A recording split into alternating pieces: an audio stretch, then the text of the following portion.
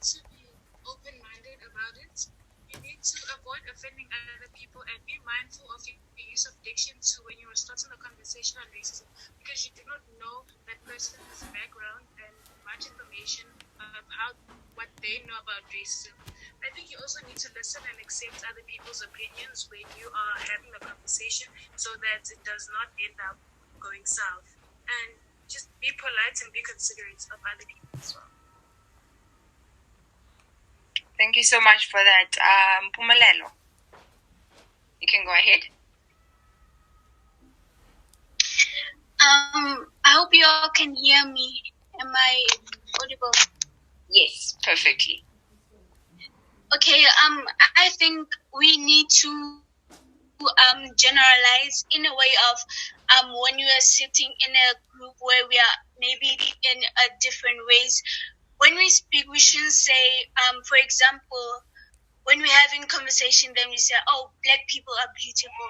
And then the other race is going to take it as in, oh, so black people are beautiful, and what about us? How are we? Are we beautiful or not? So my main point is to, every time we talk, we must generalize.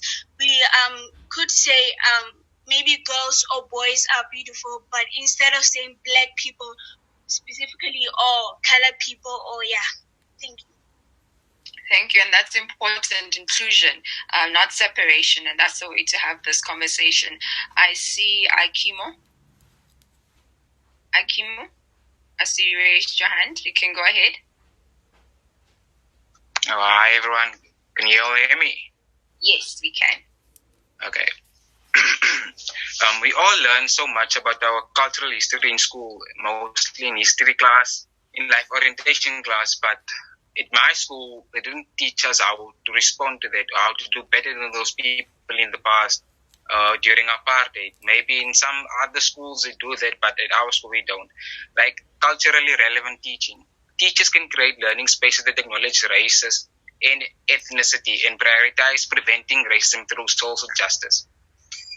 Talking about racism can make people uncomfortable, like between my friends and peers. But with the proper planning and everyone's input, it can turn to a life-changing experience.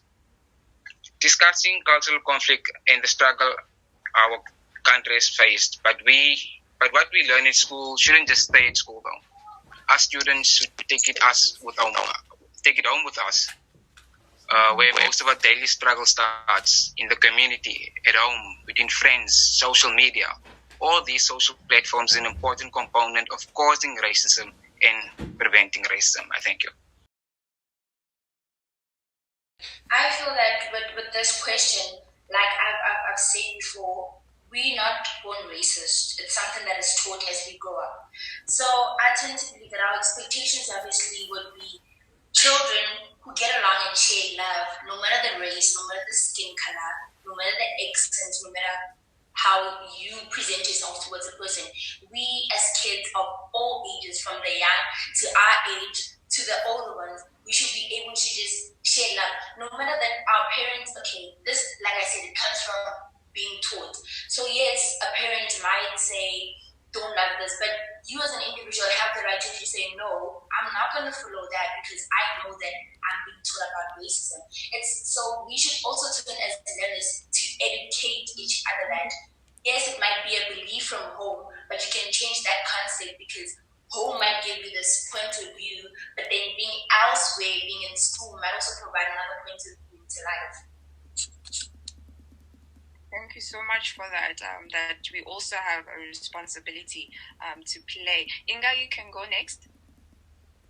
And as for me, like I wish we can also treat each other equal, because when we enter school, if we are one family, it doesn't matter which color you have or what language do you use. We are one family as well. Because if we treat each other equal, then we can able to work in a proper manner, build an equal relationship with each other, and then in that way we'll be able to evolve, and maybe we can even pass it even with our teachers rather than the future. And then I would also wish that we could teach each other our cultures, because maybe if we teach each other our cultures, we may be able to change the response we receive from our parents at home maybe our parents would stop judging, and then maybe they'll say like, yes, it's the right thing for you to be in a relationship with this type of color. So that's what I wish for us. Thank you so much for that. David, you can go next. Hello, everyone. Can you hear me? Perfectly. Okay. I think everyone should treat each other as equals. Secondly, I think every child from all races must understand that there is no supreme nor inferior race. I feel that learners should also understand that races were created to categorize humans and are not there to be used as tools to make other people feel inferior. Also, learners should understand that we are not our races and we should not treat each other based on previous clashes. Thank you. So the benefits are that you feel free to be yourself around people of different races, different backgrounds, everything. You feel free to be who you are, and that's how people get to know you as an individual. You feel comfortable in your own skin. You feel happy to be who you are, and by doing so, you end up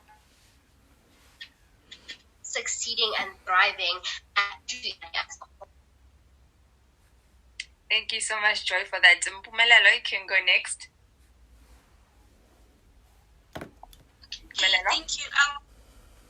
I'm here. Yes. Thank you.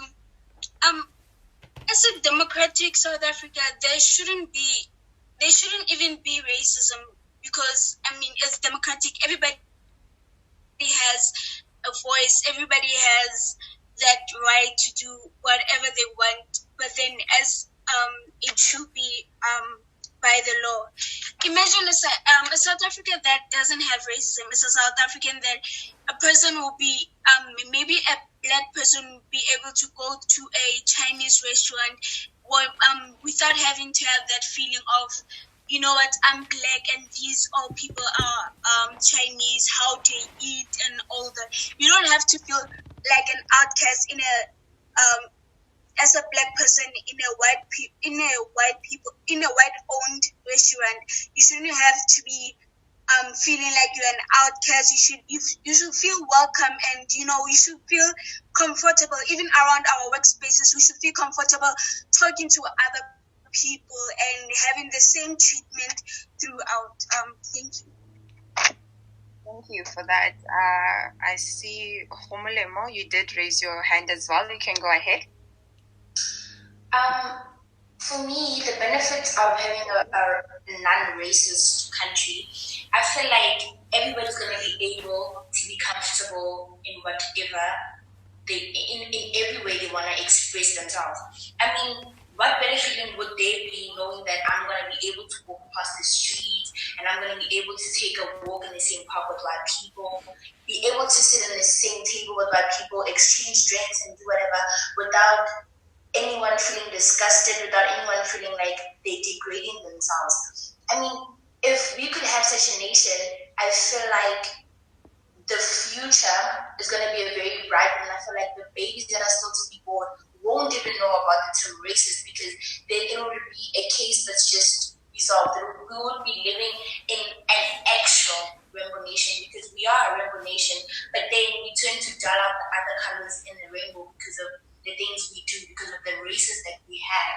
So if we would live in that, we'd actually live in a very bright rainbow nation country, and I feel like there would be more peace, and a lot of things would be able to get done together with everyone by their side, instead of having to fight against each other in having to do things.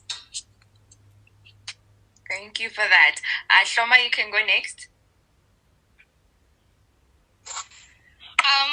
A multiracial society is very rich in culture and heritage, where you get the opportunity to learn about other cultures.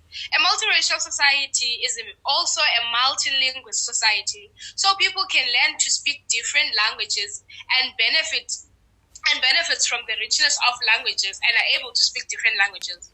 There's also a wide variety of traditions, customs, and festivals that are being created in such countries.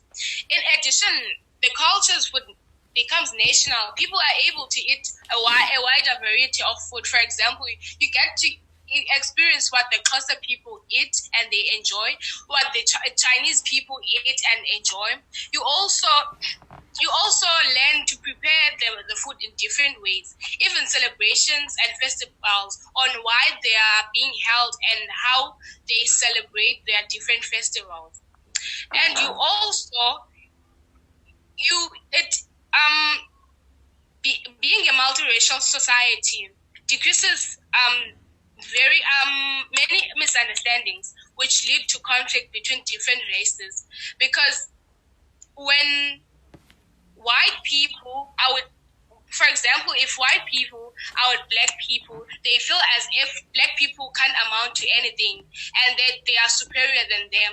So if there's a multiracial society, everyone can experience what white people do when they celebrate their cultures. They can also experience what other cultures do so that they can learn and embrace other cultures without judging them before knowing what exactly is happening. The background that is inspiring all these cultures that take place.